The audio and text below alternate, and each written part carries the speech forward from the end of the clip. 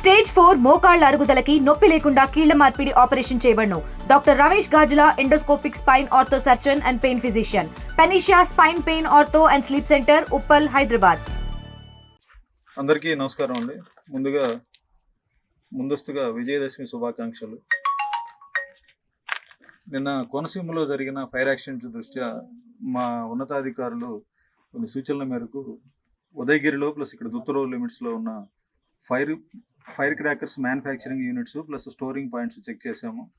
Safety precautions ఏమేమి తీసుకుంటా ఉన్నారు, వాటి మ్యానుఫ్యాక్చరింగ్ యూనిట్స్కి సంబంధించి స్టోరేజింగ్ కెపాసిటీకి మించి ఉందా లేకుంటే స్టోరేజ్ కెపాసిటీ వరకే ఉందా అనేది అదొకటి.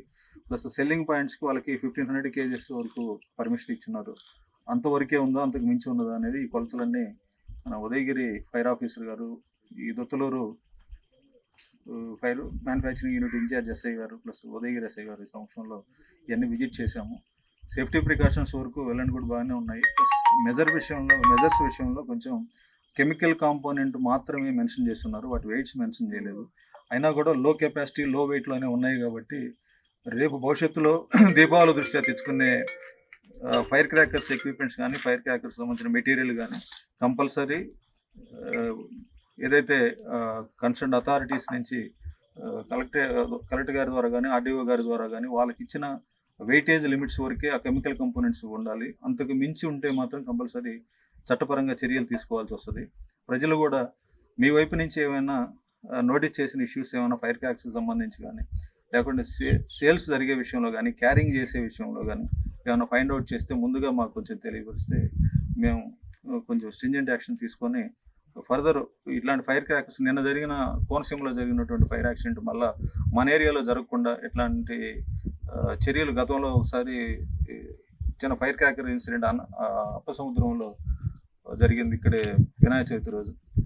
అట్లా ప్రజలు కూడా దీపావళి వస్తుంది కదా అనే ఉద్దేశంతో పిల్లలకి వాటిని వదిలేయకుండా పెద్దల పర్యవేక్షణలో పిల్లలు కాల్చుకునేటట్టుగా, అది చిన్నదైనా పెద్దదైనా చాలు, ఒక్కొక్కసారి జ్ఞానేంద్రియాలు దెబ్బతింటానికి అవకాశం ఉంది కాబట్టి తగిన జాగ్రత్తలు తీసుకోవాలి. అది దీపావళి అనేది 21, 22 తారీఖులు ఇంకా 20 రోజులు ఉందనుకుంటున్నారు కానీ పిల్లలు కానీ కొంతమంది ఇప్పుడు నిన్న జరిగిన ఇన్సిడెంట్లోనే కిరాణా ఒక స్టోర్ పాయింట్లో పెట్టుకోవడం వల్ల 2 చనిపోవడం జరిగింది, 2-3 గాయాలు పాలవడం జరిగింది.